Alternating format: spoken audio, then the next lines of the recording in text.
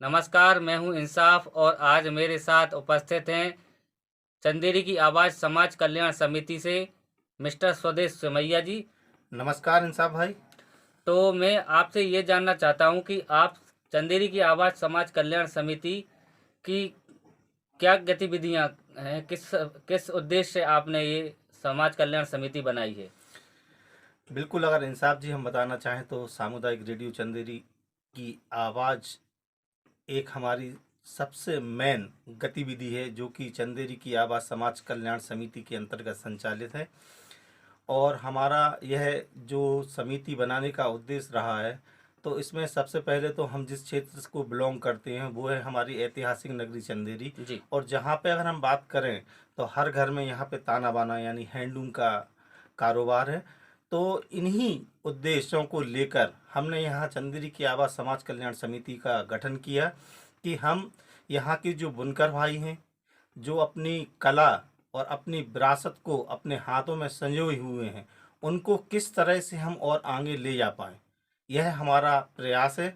और इसके साथ में हम जो सामुदायिक रेडियो चंदेरी की आवाज़ यहाँ से संचालित करते हैं, तो उनके द्वारा बनाए गए कार्यक्रम, उनके कौन कौन से इशू हैं, मुद्दे हैं, उन्हें किस तरह की जानकारियाँ उनको चाहिए है, इस पर हम लगातार कार्य कर रहे हैं। जैसा कि आपने बताया, एक आप सामुदायिक रेडियो चंदेरी की आवाज़ स्टेशन चला रहे हैं जो कम्युनिटी के लिए सुपुर्द है।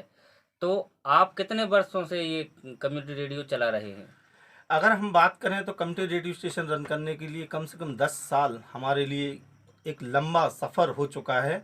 और यहाँ आसपास जो चंदेरी है और चंदेरी के आसपास लगभग 60 गांव, जहाँ तक इसका हमारा प्रसारण और कवरेज एरिया है, वहाँ तक हमारी बात पहुँचाने में हम सक्षम हैं। तो किन मुद्दों को लेकर आप जनता के बीच रूबरू होते हैं। बिल्कुल इंसाफ, आपने सही कहा, क्योंकि कोई भी समाज कल्याण समिति जब बनती है तो कोई ना कोई उनके ऑब्जेक्टिव होते हैं जिनको लेकर हम कार्य कर रहे हैं। जिनमें हमारा मेन फोकस की अगर हम बात करें तो वीवर्स कम्युनिटी को हमने टारगेट किया है। इसके बाद में अगर हम बात करें तो जो हर एक व्यक्ति के लिए आवश्यक चीज़ है वो है शिक्षा एवं स्वास्थ्य।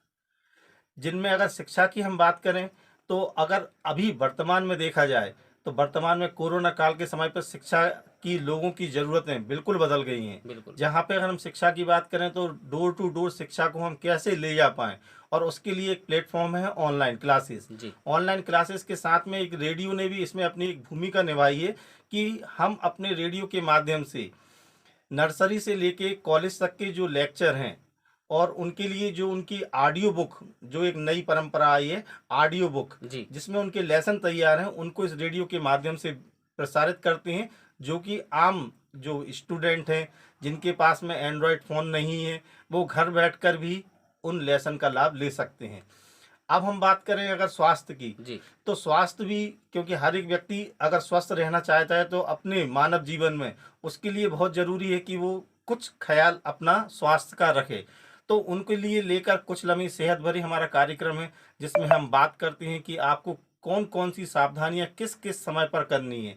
जैसे जैसे मौसम बदलता है, मौसम के हिसाब से कौन कौन सी बीमारियां आपको घेर सकती हैं, उनके सावधानी के लिए भी हम लोग कार्य करते हैं। तो आपका जो समाज कल्याण समिति है, आपके इसके मिशन और विजन के बारे में थोड़ा सा जानना चाहेंगे। अगर हम मिशन की बात करें तो हमारा मिशन है कि हम अपने क्षेत्र के लोगों के लिए एक अच्छी जानकारी इस रेडियो के माध्यम से भेज सकें।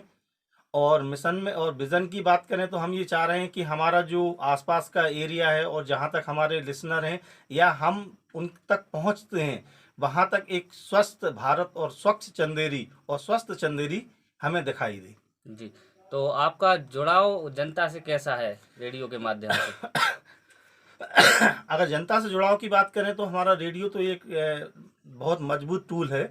और साथ में हमारी जो एक्टिविटीज़ हैं, हम फील्ड एक्टिविटीज़ भी करते हैं। जी। कम्युनिटी के बीच में पहुंचकर वहां पे उनके लिए समय समय पे अवेयरनेस कार्यक्रम चलाते रहते हैं। छोटे छोटे से कैंप आयोजित करते हैं, जी। शिविर लगाते हैं, सेमिनार और कार्यक्रमों का आयोजन करते रहते हैं। तो बहुत अच्छी जानकारी आपने हमें दी और उम्मीद है कि हमारे जो देखने वाले हैं उनको ये पसंद आएगी। आपका बहुत बहुत धन्यवाद। धन्यवाद इंसाफ जी।